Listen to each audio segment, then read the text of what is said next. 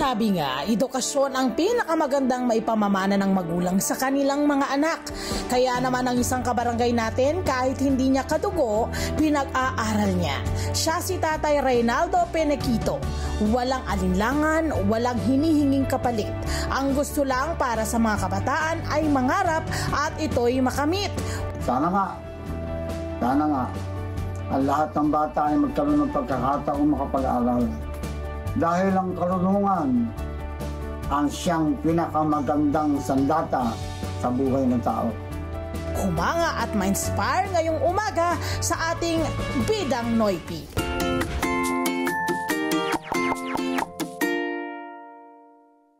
And we're back mga kabarangay! Ito pa rin ba ang Love Tony Pedro na Rosang? Nakatuto pa rin ko syempre sa Net25. Let's Net Together. And today, naku mapalad ho tayo. Makakasama natin ang isang mahusay na nilalang, ha? Si Tatay Reynaldo Penequito! Good morning sa inyong lahat. Good morning. Napakinggan din tayo sa... Ay, happy!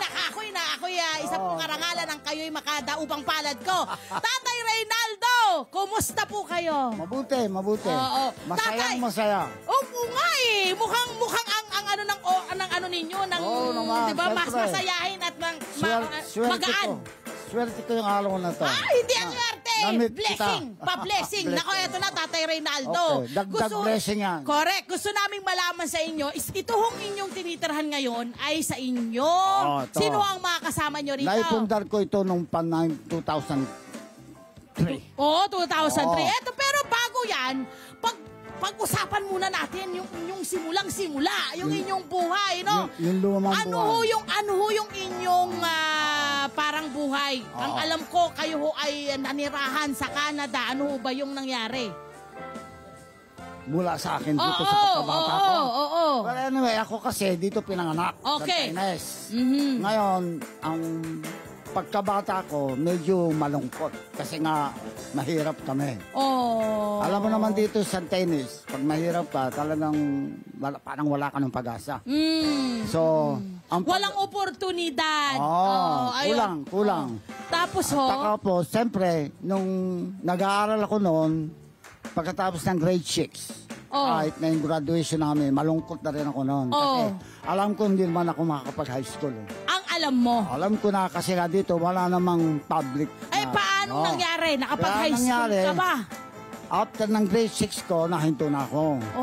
So, parang in a way, naghanap buhay na rin ako. Ano yung naging hanap buhay po ninyo? Dito kasi nung panahon na yun, sakad, parang nanguhuli ng hipon. Hipon? Kasi nga matubig. Ayun, sa hipon. dagat. Magkano kinikita mo noon nung ikaw ay ilang taon ka noon? 14. 14 lamang. Okay, Wala pa nga 13 lang ako kasi graduate ko lang ng grade 6. Ilan ba kayong magkakapatid noon? Tatlo. So lahat kayo hindi na nag-aaral noon? Yung panganay namin, nag-aaral na. Okay. Pero hindi na siya nakatira sa amin. Kasi nga, hindi naman kaya ng magulang ko magpa-high school. Paano yun? So, nakabukod na siya. Ano ba yung hanap buhay ng iyong ama at ng iyong ina? Ang ina ko nagtitinda ng isda. Okay. Nagsusulong ng isda. At kayo? At si tatay? Hanggang 4 na barangay. Naglalakad siya. Iniikot? Ay, naku, mahirap yun. Tatay mo? Alas 3 pa lang gising na yun. Alas 3, grabe yung sipag. Kaya hirap, alam ko, nakikita ko ang hirap ng nanay ko. Ang tatay ko naman, karpintero. Okay. Parang sakit din ng tiyan. Minsan meron, minsan wala. Totoo so, yun. nakikita ko, nakistang ko yung hirap ng buhay namin. Ang nanay ko pa, may hika pa. Ako. Pero hindi tumigil, ano? Napakahirap kasi, alam mo, natutulog kami ng gabi. Ang nanay ko gising, halos magdamag kasi nakayuko lang sa sili. Ano yung nararamdaman nyo noong mga panahon na yun na nakikita nyong naghihirap yung mga magulang ninyo? Napakasakit para sa isang anak yun eh. Wala ka rin naman kasi magawa, di ba? Ang gandang point of view na kasi kadalasan yung mga magulang pag nakikita nila yung mga anak nila na nahihirapan, walang makain, hindi maibigay lahat masakit. Yung pala yung mga anak din, ganun din. Ganun din. So anong ginawa mo? I'm sure gusto mo makapag-aral. Ang masakit pa sa'yo, pag-gising mo sa umaga, yung nanay ko na kagabi hindi pa natutulog, wala na. Naghahanap buhay na sila. Gumising na! Gumising na, nakaalis na. Kaya parang masakit din sa amin. Saludo talaga sa nanay at tatay mo. Kaya eto na. Correct, eto na. Kailangan mo raw, gusto mo talagang mag-aral. Kaya pumunta ka ng Maynila. Pumunta ako ng Maynila. Una, dito muna ako. Kasi nung matapos na yung kapatid ko, nakapagtrabaho na siya, tinulungan niya akong mag-aral ng high school na. Oy! So, doon ako nakapagsimula. Mabait na kapatid! Mabait na kapatid. Hanggang sa natapos ako ng high school dito. Ngayon, nung matapos na ako ng high school, siyempre, tigil na naman. Wala ka na naman buhay, di ba? Ang ginawa ko, lumuwas ako ng Maynila, sumama na ako doon sa kapatid ko. Nag-aral ka na doon. At doon libre yung naging pag-aaral mo sa Amang Rodriguez Memorial Technical Vocational Graduate. Doon ako nag-start ng technical course. Ano ang natapos yung kurso doon? Doon, nagtapos ako ng electrical technology. Okay. Tapos, nung matapos na ako ng electrical technology, naghanap na ako ng talagang trabaho. So, sinuwerte ko na makatapos ako noon, nakapagtrabaho ko sa YMCA. Oo. At ito ha? Young Men's Christian Association. Correct. Ito ha, gusto niyang maging lawyer. Kaya lang wala kang walang chance. Wala akong puhunan para maging ganon. Kaya nag-decide kang pumunta ng Canada. Paano kung mag-abroad? Baka mas... Talagang nasa puso mo. Bata pa ako. At nangyari nga yun. Nangyari yun. Kumusta? Paano ang naging buhay niyo sa Canada? Maganda.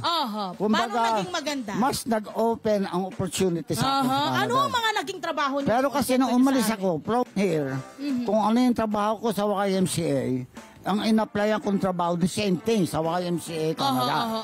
So, ang posisyon ko from here is the same ang posisyon ko doon. So, maganda saan kayo sa Canada?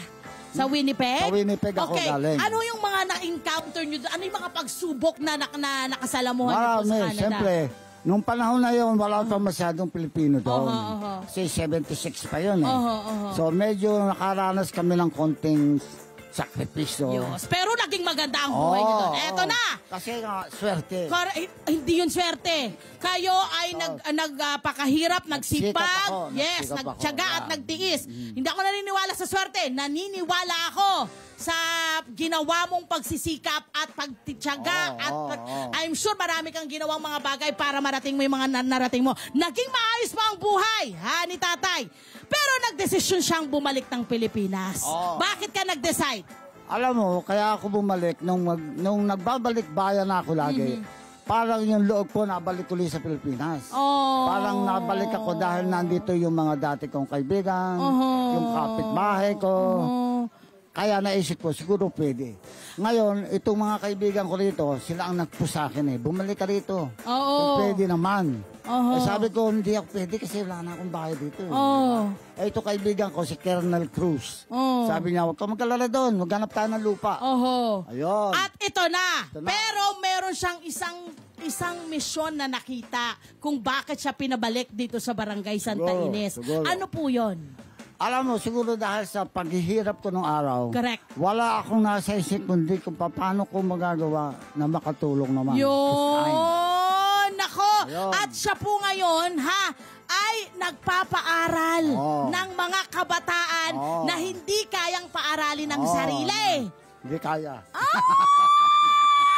Kaya na bumalik! Kasi, huwag ka na nga alis! Ang totoo lang, ayaw kong maramdaman at maranasan nila yung hirap ng ginadas ko. Nandito raw ang ilan sa kanila. Naku, pwede bang papasukin natin? Ayan na! Anong mga pangalan? Si Jo Marie. Ayan, Jo Marie, Herman, Jandrick at Jaymar. Ang sweet naman. Saan ba sila? Sa likod na lamang or tabi namin kayo? Dito nyo ba? Okay na yan, dyan na lang. Dito para makita kayo. Ayan. Sige, eto na. Yung iba niyan, sino si Jo Marie? Jo Marie, sino si Herman at si Jandrick. Jaymar, ayan. Okay, tanungin natin itong mga ito. Ayun pala, meron pala.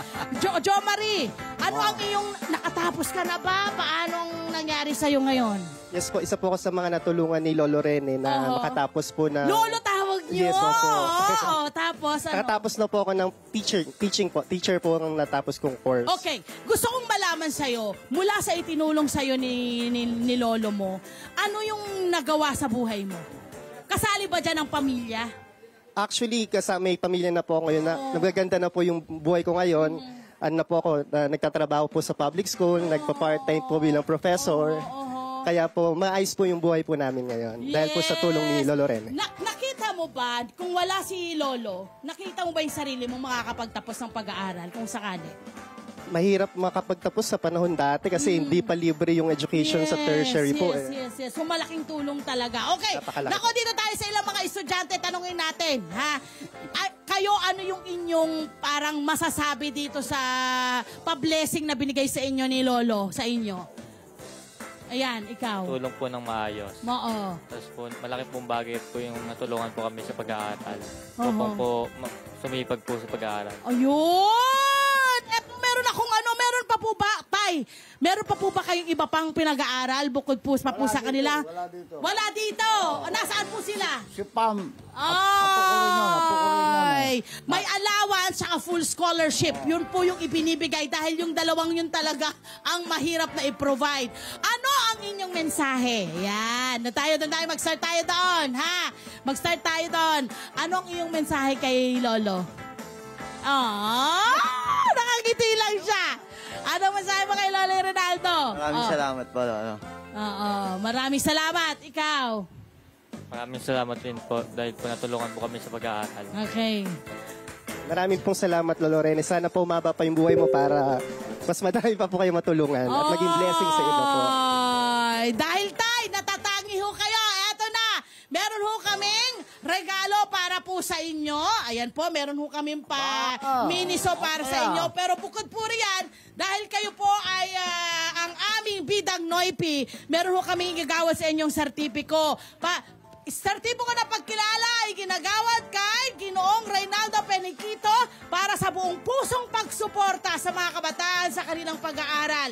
Ikaw ay isang certified bidang Noipi. Ayan! Congratulations, Tatay! Siyempre, meron din ho kami pa-Splash Island. Ayan! Pa-Splash Island para po sa inyo. Congratulations po. At Tatay Rinaldo, isang karangalan po na makilala namin kayo. Maraming salamat sa pagtitiwala niyo po sa amin para ibahagi sa ating mga nanonood at nakikinig ngayon sa Net25 ang inyong napakagandang storya. At I'm sure, yung buong Barangay Santa Ines, proud na proud sa inyo, ha? Hi! Sumala mo! Mga ka-Net25, this is Love Annuver po for more love to the pet and everything updates. Just click the subscribe button and follow us on our Net25 social media pages at Net25 TV and Net25 Entertainment Facebook. See ya. I love ya.